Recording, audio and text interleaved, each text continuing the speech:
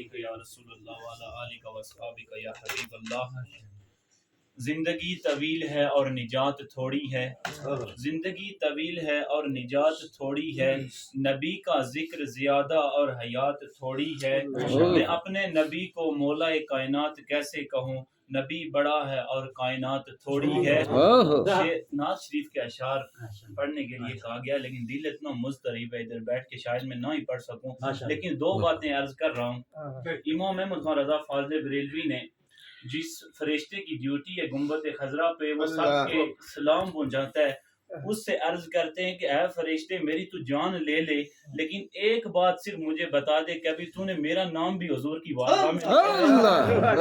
تو جن کے لیے آپ لوگ یہاں آئے بیٹھے ہیں، جن کے لیے بزم سجائی گئی ہے، امام ابن حجر عسقلانی لکھتے ہیں کہ اذ لا فرق بین موتہ و حیاتہ لمشاہدتہ لامتہ ومعرفتہ باحوالہم ونیاتہم واعضائہم۔ امام ابن حجر عسقلانی لکھتے ہیں کہ حضور اس ظاہری دنیا میں جلوہ گر ہوں یا ظاہری دنیا سے چلے جائیں، وہ اپنی امت کے احوال سے واقف ہیں، اپنی امت کا مشاہدہ کر رہے ہیں، اور جو دل سے خیال گزر رہا ہے اس سے بھی واقف ہے۔ آپ لوگ کس لیے یہاں آئے، ہم کس لیے آئے، اس بزم کا کس لیے انعقاد کیا گیا، یہ راز ہم سے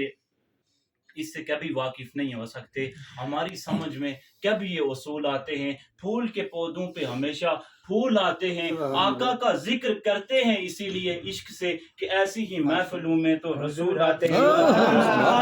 سبحان اللہ، ماشاء اللہ، ماشاء اللہ، محمد سے وفا تو نے سبحان اللہ، کیا بات تیرے ہیں، یہ جہاں چیز ہے کیا، دو قلم تیرے ہیں، نمازیں بھی پڑھو روزے بھی رکھو، لیکن جب حضور کی عزت اور ناموس کی بات ہے وہ دونوں ہاتھ اوپر کر کے کرو۔ خواجہ معین الدین چشتی اجمیری آج سے 1000 سال پہلے فرما کے گئے، ہر کس کے در نماز نہ بیند جمال مصطفیٰ، فتویٰ حمید ام کے نمازش قضا کند، کہ جس نماز کے اندر حضور کا جمال نہیں، حضور کا عشق نہیں، وہ اس کے لیے میرا فتویٰ ہے اس کی ساری نمازیں قضا ہے۔ بس حضور کی بات کرو بزبان اقبال، منم و حمید تمنا کہ بوقت جان سپردم، برخ تو دیدہ باشم تو درون دیدہ باشی۔ یا رسول اللہ ایک ہی چاہت ہے، ایک ہی خواہش ہے، پوری زندگی آپ کی نعتیں پڑھی، پوری زندگی آپ کا ذکر کیا، اور میری خواہش یہ ہے کہ جب میں اس دنیا سے جاؤں آپ مجھے دیکھیں، میں آپ کو دیکھوں۔